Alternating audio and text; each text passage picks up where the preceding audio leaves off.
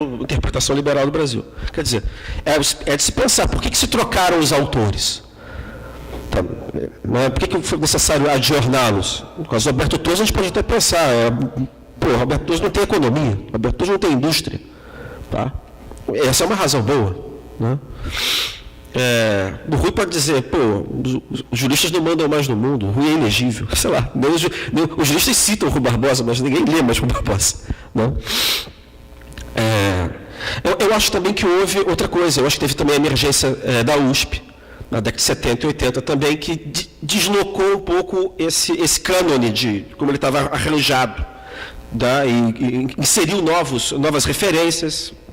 Quer dizer, ao mesmo tempo que ele insere novos intelectuais referentes do pensamento brasileiro no presente, ele cria outros antepassados, entenderam? Ele cria outros antepassados que têm a ver com a necessidade que a USP tinha, na década de 40, 50, 60, de criar um pensamento progressista em São Paulo.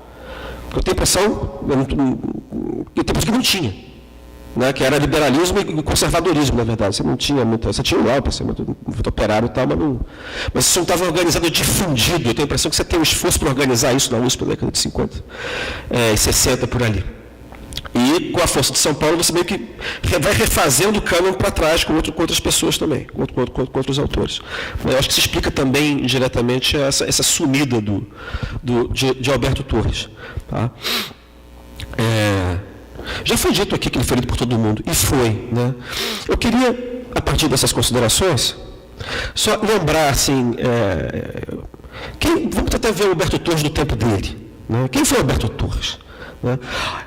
Alberto Torres foi um sujeito que foi legislador entre 1890 e 1890. Foi 7 anos ele foi deputado. Durante 1 ou 2 anos, mais ou menos, ele foi ministro da Justiça. Depois ele foi governador do antigo Estado do Rio durante 3 anos. Depois foi ministro do Supremo Tribunal Federal 7 anos. É engraçado, porque ele parece uma espécie de Nelson Jobim, da época, né, que roda todos os poderes, mas ele não se destaca excepcionalmente em nenhum. Ele, como deputado, ele é apagadésimo. A coisa mais triste do mundo é você catar o Alberto Torres nos anais do Constituinte de 90, você nem vê. Pois é, ministro ele foi porque era apaniguado do Porciúncula, sei lá quem era, de quem era. Porque ele virou ministro porque era filho do pai. Tá? O governador do Estado do Rio também saiu odiado, porque ele não se alinhou a nenhuma das facções. Tá?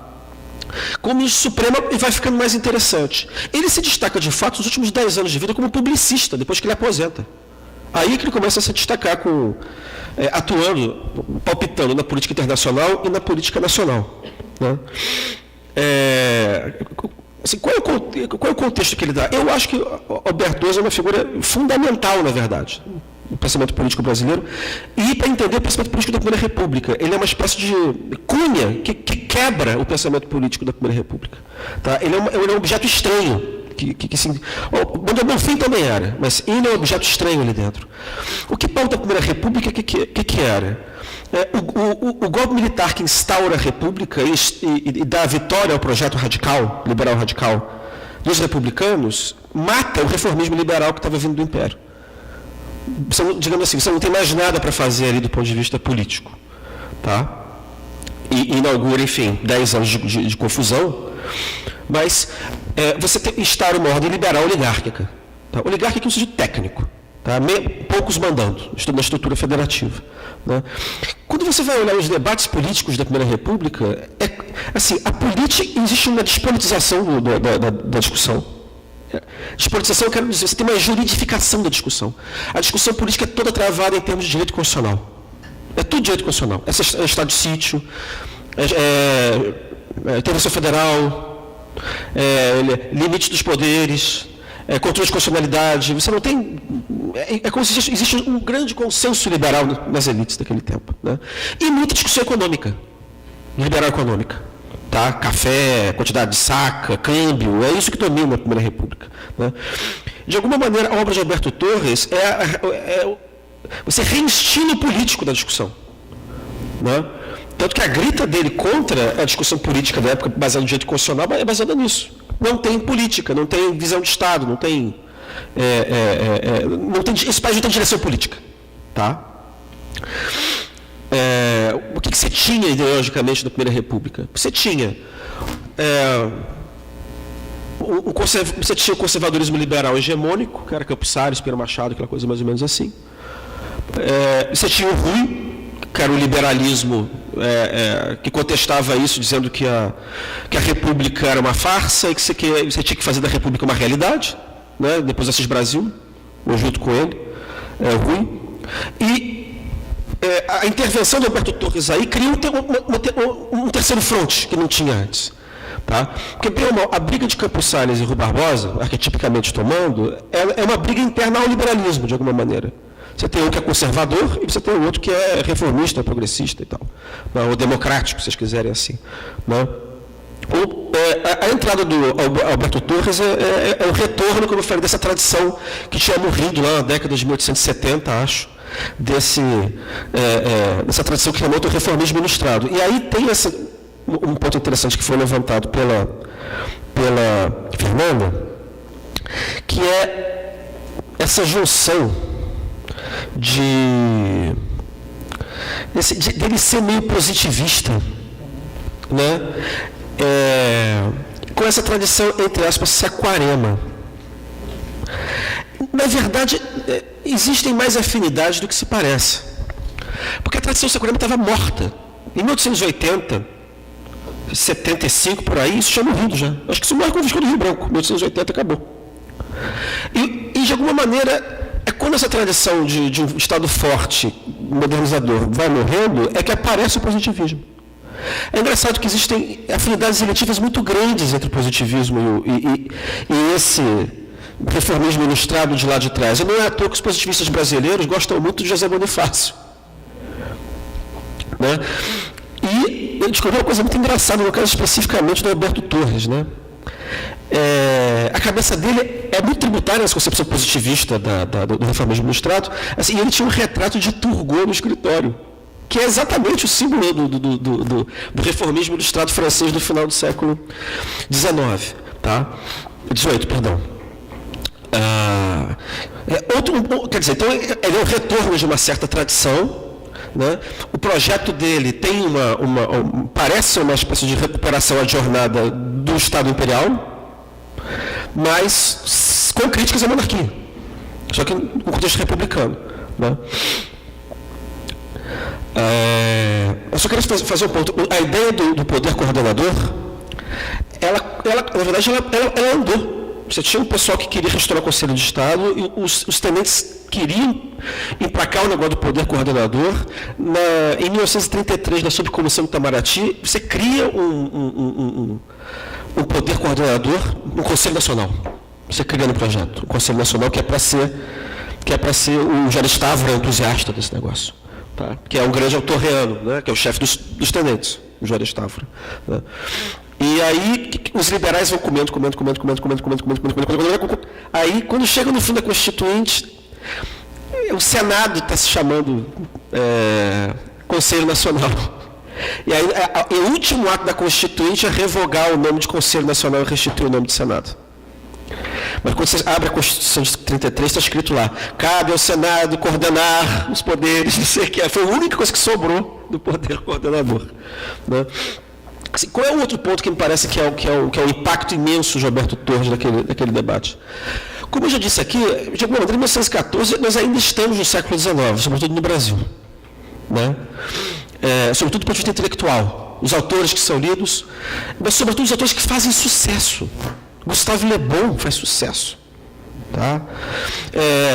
Vários positivistas fazem sucesso. O Spencer ainda faz sucesso. Né? Os autores que vão ser lidos depois da Primeira Guerra Mundial no Brasil já são lidos por Alberto Torres. Antes da guerra, isso é muito impressionante. Tá? Então, do ponto de vista da filosofia política, o Torres chama atenção, a obra dele chama atenção pela ruptura formal com o paradigma intelectual cientificista vigente da geração de 1870. Quer dizer, você tem um positivismo diluído ali, mas você tem os autores que estão rompendo com isso.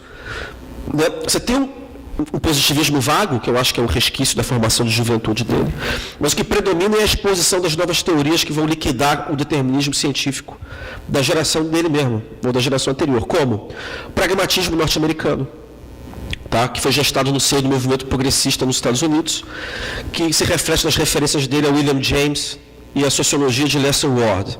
Né? Você tem, como já apontado pelo Ayrton, um projeto forte de renovação da hermenêutica constitucional, estampado no desprezo ao literalismo e à interpretação histórica, com a valorização dos métodos teleológicos de Ehring e evolutivo de Woodrow Wilson. Você tem as referências fortes ao evolucionismo vitalista de Bergson, que rompe com a ideia de tempo linear e contínuo, tá? Que é crítico do determinismo e valorizador do papel da criatividade, da intuição e da vontade na vida social. Aparece o solidarismo de Kropotkin e o liberalismo social de Hobson, que era o liberal progressista inglês da época. Tá? Caminhava para a democracia e para a expansão do Estado, para criar um colchão de proteção social. Tá? Todos eles críticos do individualismo manchesteriano. Aparece a antropogeografia de Hudson, né, a geopolítica do Hudson, que enfatizava a importância do elemento humano e do exame das condições ambientes das populações. E, para quem acha que foi o Gilberto Freire que trouxe o Franz Boas, já tem Franz Boas e Alberto Torres também, tá? Que era crítico do racismo biológico de Gobineau, Lapouge e Hamon. Né? Então, é assim, mas isso tudo se combina, repito, com um certo positivismo diluído embaixo. Um positivismo que era otimista. Então você tem uma mistura curiosa de otimismo e de pessimismo, de realismo ao mesmo tempo na obra dele. Tem um realismo que é dessa tradição de despotismo ilustrado, ou de crítica do liberalismo oitocentista, com um certo idealismo que era do positivismo na época. Né? Então, qual é o resultado final quando você lê? Né? É que as reflexões dele parecem estranhas de um positivismo diluído, mas é desdogmatizado, que persiste em crer que o reformismo ilustrado era o único meio de resolução dos problemas advindos pela ordem capitalista oligárquica, acirrada durante a Belle Époque. Especialmente no que tange a tese central de que a evolução ou o progresso da humanidade deveria ser embaraçado pela anarquia mental desencadeada pela modernidade liberal, oligárquica e capitalista. Tá? Isso é central no pensamento do Alberto Torres. Mas isso às vezes não aparece porque a gente não lê o livro dele, que a gente tinha que ler, que é o problema internacional. Tá? Basta lembrar, ele tem um livro que chama-se O Problema Internacional, o Problema Mundial, perdão, o Problema Mundial. Aí depois tem o Problema Nacional Brasileiro. A gente não tem como entender o Problema Nacional Brasileiro sem ter lido o Problema Mundial. Porque o Problema Nacional Brasileiro está dentro do Problema Mundial. Né? A interpretação dele, na verdade, é que o mundo está no estado de anarquia que foi criado pela segunda Revolução Industrial. Tá? Que criou essa modernidade ultracapitalista, exploradora, oligárquica, tá? Que redundou no primado dos interesses particulares, exploração, facciosismo, opressão, luta de classe. Tá? E semelhante quadro de profunda crise só poderia ser superado pela via da política. Via da política, quer dizer, superação do laissez-faire, tanto na economia quanto uma visão juridicista da política como reduzida ao direito. Tá? Ou seja, para o retorno do político com P grande, tá? Dirigido por uma elite intelectual esclarecida das causas dessa que a gente chama de anarquia moderna e capaz de repor a sociedade em seus trilhos naturais de evolução ou progresso social, tá? Voltado para o bem comum. Tá. Não, já tá, tem que ter. Né? Tudo isso é uma grande novidade na Primeira República. Você não encontra. O que você encontra é as tolices, tipo Gilberto Amado, dizendo nas memórias que quando tinha 15 anos de idade publicou no Diário de Pernambuco, em Sergipe, uma primeira resenha sobre Nietzsche. É que então foi ele que introduziu Nietzsche no Brasil. É isso, entendeu? Mas assim, do ponto de vista de um grande impacto, eu tenho a impressão de que a obra do Torres é uma coisa estranha ali nesse contexto. Tá? E ela oferece essas novidades. Né? Tem um ponto para o qual eu queria chamar a atenção também, nessa pesquisa que eu estou fazendo, que eu estou tentando repetir algo que eu fiz a respeito de Guerreiro Ramos, que, aliás, era um grande torreano também. Né? Era segundo Guerreiro Ramos, Alberto Torres era o autor mais egrégio do pensamento brasileiro. Que é o seguinte, a gente sabe que ele tem 5 livros, a gente em geral só lê 2, que é o Problema Nacional Brasileiro e a Organização Nacional, e a gente sabe que os 2 foram publicados em 1914, não é isso? Depois a gente cava um pouquinho, a gente fica imaginando que eles foram escritos todos ao mesmo tempo. Depois a gente cava um pouquinho, descobre que ele escreveu O Problema Mundial em 1912 e que ele tem um livrinho chamado As Fontes de Vida no Brasil, que foi publicado em 1915. E você cava mais um pouco, descobre que ele tem um folheto de 1907 chamado A Caminho da Paz. Tá? Quando a gente tenta escarafunchar um pouco mais e ver a ordem dos textos, esse A Caminho da Paz eu confesso que eu não dou muita atenção não, porque eu acho que ele é engolido pelo problema mundial, em termos de densidade teórica. Né? Eu descobri mais ou menos o seguinte, a Organização Nacional, não sei se vocês lembram, elas têm 3 partes. A primeira parte é escrita em 1910, ela não é escrita em 1914. Ela é escrita em 1910. Depois ele escreve O Problema Mundial, depois ele escreve O Problema Nacional Brasileiro, e depois ele escreve os outros 2 capítulos da Organização Nacional. E daí que isso muda muito a leitura. Quando a gente lê, por exemplo, a Organização Nacional e lê a primeira parte, a gente está vendo, por exemplo, que ele não está propondo mudar a Constituição, ele está propondo você mudar a interpretação da Constituição, não mudar o texto. São vários artigos que ele publicou. Ali ele está propondo você mudar a Constituição, mudando a forma de interpretação, a exegese da Constituição, da maneira como foi levantada pelo Ayrton aqui. Tá? É na segunda parte que ele propõe rever a Constituição, mudar o texto da Constituição. Tá? Você tem uma virada aí. E aí você vê que isso tem a ver, me parece, com a experiência do governo Hermes, da Fonseca, que o governo Hermes é o caos. Tá? Um caos em termos de, lembra? Salvacionismo, guerra civil, bombardeio de Manaus, bombardeio de Salvador, tá? Intervenções federais generalizadas. Né? Quer dizer, o país, a República entrando no caos. E a alternativa o que é? É Rui Barbosa falando que a Inglaterra, os Estados Unidos, liberalismo, então é aí que ele procura colocar a cunha dele aí como uma alternativa. Tá? Eu acho que, lendo dessa maneira, lendo na ordem, fica mais fácil de entender um pouco o iter, né? o itinerário dele.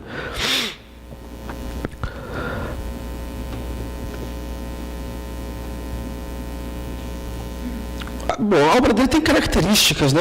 Eu acho que precisa ser levada em consideração. Essa complementariedade em matéria de política internacional com política interna. Eu acho que a gente não tem como entender o problema do Brasil fora do problema mundial que ele está raciocinando. Né? E o caráter totalizante, mas muito assimétrico e repetitivo do pensamento dele também, que é uma espécie de um chiclete, né? Que ele repete várias vezes a mesma ideia. Eu vou parar por aqui. Né? Talvez deixando no ar mais perguntas do que respostas. Eu fiquei lembrando só do final da conferência do professor Zé Murilo de Carvalho ontem aqui, quando ele começava a dizer, lamentando, parece que se perdeu uma certa ideia de Brasil, uma ideia de nação que teria orientado o país aí durante a maior parte do caminho. Parece que hoje, né, meio que se perdeu. Né? Isso que se perdeu, essa ideia de Brasil, que de alguma maneira também é uma ideia fluminense ou flumo-mineira de Brasil, né? Eu acho que Alberto Torres foi um grande representante dessa ideia, de alguma maneira, né? no século XX. E talvez para reencontrar essa ideia de Brasil, talvez a gente tenha que voltar para Alberto Torres, né? Talvez sirva para alguma coisa. Né? Obrigado.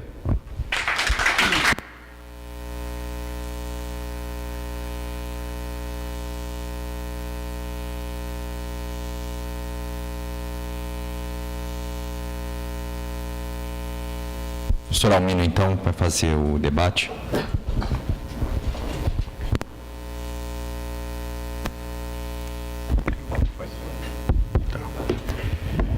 Bom, na verdade, eu me sinto aqui numa enrascada, porque quando eu fui convidado para esse debate, que eu naturalmente fui convidado há algum tempo atrás, eu irresponsavelmente aceitei, né? E logo tive a notícia, fiquei alarmado de saber que eu não ia receber, que não havia trabalhos preparados para que eu comentasse, né? E que o tema era Alberto Torres. E depois o Cristo, com essa disposição, né? Esse envolvimento conhecido, me convenceu que eu, naturalmente, não teria que falar como especialista, mas teria, momento, que reagir diante do que aqui foi dito e tal, e à luz da minha experiência, supostamente da minha cultura e tal, eu poderia, algum conhecimento da história do Brasil, da história do pensamento político brasileiro, eu poderia emitir algum tipo de opinião. Bom, portanto, vou fazer, quer dizer, o meu Alberto Torres está mais próximo, digamos assim, da professora Maria Fernanda e do Cristiano Marçamani, muito longe de conhecimento, né, do professor Ayrton, e de todos eu sei muito menos do que eles todos, de cada um do PC. Bem que eu não vou, eu vou seguir à risca o que me foi soprado antes de estar aqui, e vou falar alguma coisa sobre, digamos assim, tema livre e com um mote, né, de Alberto Torres. E eu vou começar por coisa muito prosaica.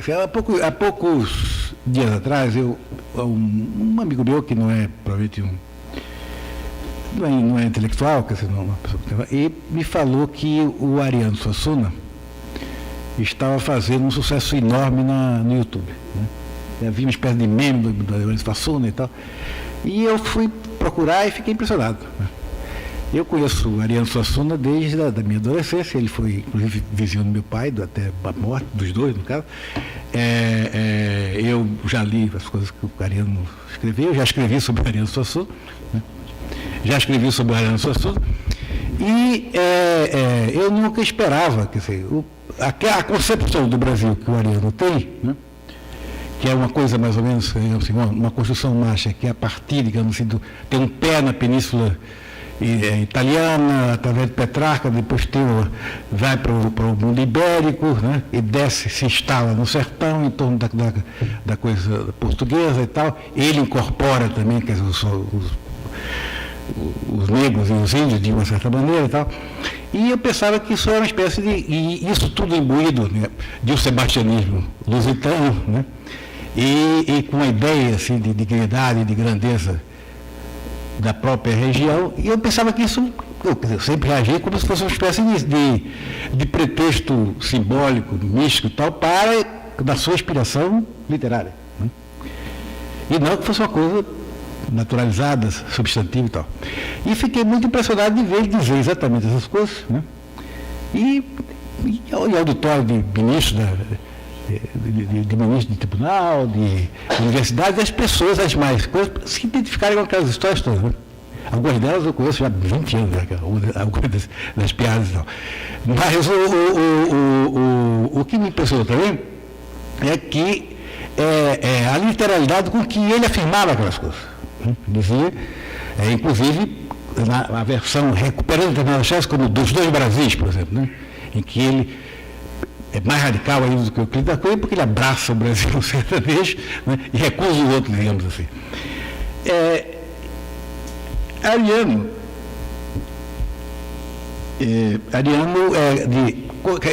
corresponde juntamente com outros tipos, o que eu diria, uma espécie do grupo do patriotismo alegre, digamos assim, né, autocomemorativo. E se contrapõe muito ao patriotismo mal-humorado, digamos, que precede a década de 20 e que representa muito essa geração que a gente discute aqui. O patriotismo mal-humorado, quer dizer, um grupo de pessoas que tiveram um diagnóstico muito pesado e negativo sobre o Brasil, mas que tinham, né, que reclamavam, protestavam, quer dizer, eram patriotas que queriam que aquele atraso acabasse, né? Que o Brasil não fosse tão ruim, quer dizer, que o Brasil saísse daquela miséria e tal. E, ao mesmo tempo, denunciando, como Monteiro Lobato, Silvio Romero e tal, pessoas e outros mais articulados, como Oliveira Viana e tal, por exemplo.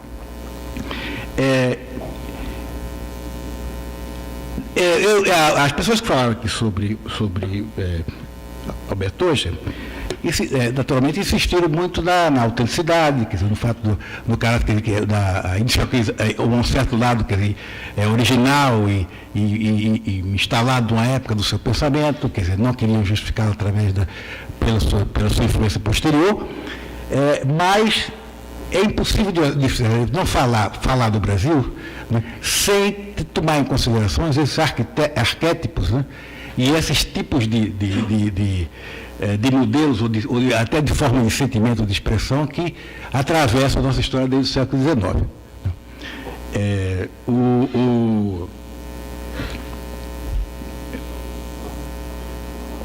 E é isso mais ou menos que eu estava sugerindo quando falei de Ariano Suassuna. Né? É a partir exatamente dos anos 20 e 30 que começa a se produzir esse discurso ao celebratório, quer dizer, em que como diz, o complexo do Mazombo, como diz, é invertido, né, em que as pessoas começam a comemorar o Brasil em função das virtudes iniciocráticas que ele poderia ter e tal. Quer dizer, o nosso povo tinha características especiais, nós tínhamos, portanto, um destino diferente e tudo isso. No caso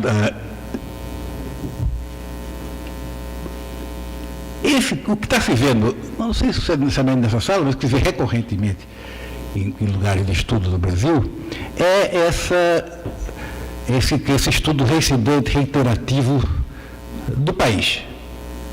Isso não é uma coisa muito habitual em outros lugares. Né? Há uma história que eu não me lembro mais do antropólogo, quando eu escrevi sobre o Ariano, eu fiz essa citação. Há um antropólogo inglês, que daqui a pouco, quando minha esclerose passar um pouco, eu me lembro, que encontra um professor de estudos americanos na Inglaterra. Né? E ele pergunta o que é que você tem professor. Ele disse: eu sou professor de estudos americanos. Aí o inglês pergunta: mas o que é isso? Estamos estudando cultura americana, literatura, música, né? Todas as coisas americanas. Nós todos. Mas nós fazemos a mesma coisa aqui, só que nós não temos esse nome. Não existe estudos ingleses. Né?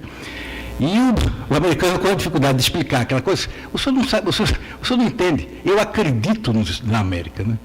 E esse lado, essa coisa, esse tipo de exercício, portanto, é iniciocrático na própria sociedade, de tal maneira que é muitas vezes até ritualístico. Por exemplo, eu sou de uma geração que meu pai foi prisioneiro político, depois foi exilado e tal, eu me exilei com ele.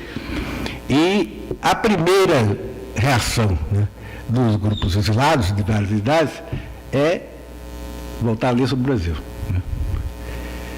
Com esse mesmo espírito que você falou do Alberto. Eu me lembro que o primeiro grupo de estudos que nós formamos lá na França, quer dizer, era eu, Roberto Schwartz e o Felipe Alencastre e tal, e era para ler a trinca de escritores, reler a trinca de escritores, que é indicada pelo Antônio Cândido, lá o Caio Prado Júnior e tal, e Sérgio Buarque de Holanda e Gilberto Freire. Né? Meu pai, né, no seu exílio também, que conhecia, porque era um homem prático, político e tal, tinha certas letras e tal, conhecia alguma coisa e tal, tinha umas tinturas marxistas. Não era marxista, muito engraçado, porque o sucesso intelectual do marxismo, que é a extensão, começa muito depois de 64, né? A geração esquerdista dele não tinha essa formação, não tinha uma formação marxista, tinha uma formação próxima a essa que foi aí enumerada, e por isso que eu vou falar sobre isso também.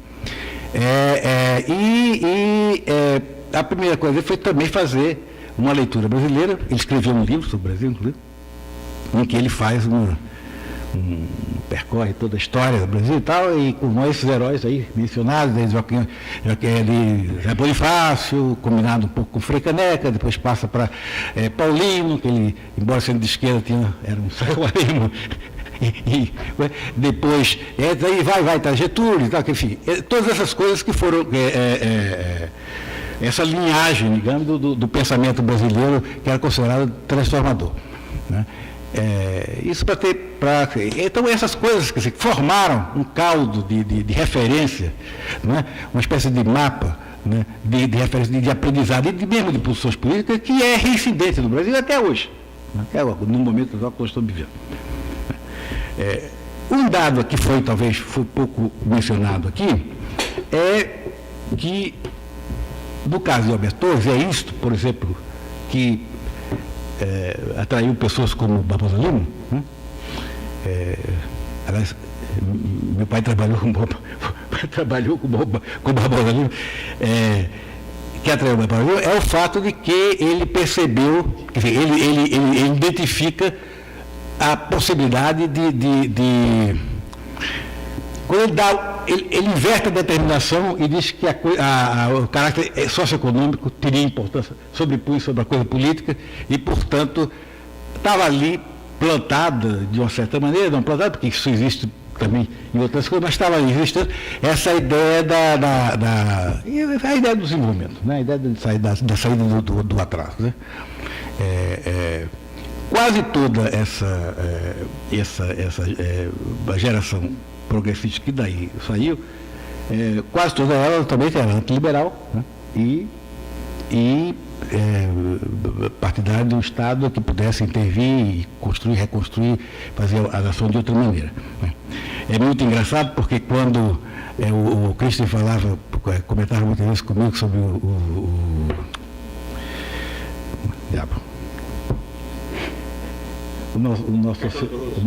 nosso sociólogo. Não, esse que você foi comentar aí. Guerreiro. Os lapsos aqui um vírus de lapsos aqui. É o Gueirão. E eu nunca achava tal, importante, e eu não dava muito, eu tinha lido aquilo ali, então achava fraco, né? Achava fraco. Naturalmente eu era muito mais pretencioso. Na época, né, eu estava dedicado a altos estudos marxistas, aquele negócio ali era uma coisa muito elementar. Mas eu quando eu fui ver, eu fui procurar ver, depois. Aí eu vi uma coisa curiosa e eu disse, mas isso também não tem nada demais. Quer dizer, quando ele identifica, por exemplo, os liberais do século XIX, quer dizer, como sendo uma experiência política, quer dizer, como uma forma de favorecimento pessoal, eu achei isso, eu já tinha pensado nisso antes. Eu tinha pensado isso antes. Mas depois não é verdade, quer dizer, eu não tinha pensado nisso. Esse era o comentário, né, sistemático, né, não nesse sentido, mas mais da alienação e da ligação com as classes dominantes, que meu pai fazia com relação ao UDN, né, contra os liberais da época dele. Né, que seguia-se aquela mesma dos tipos de família que se reproduziam. Então. Eu acho que a grande... E isso é muito interessante que o Zé Murilo tenha visto essa coincidência, talvez seja a mesma mesa, né?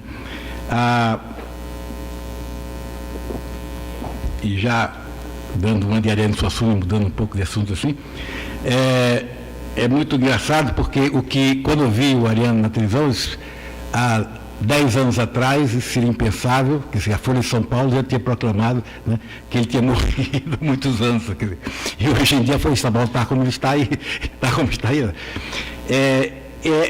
O que eu acho que é o grande desafio, quer dizer, não sei se é a da reformulação do que seria uma nação, o novo Estado da nação brasileira, né?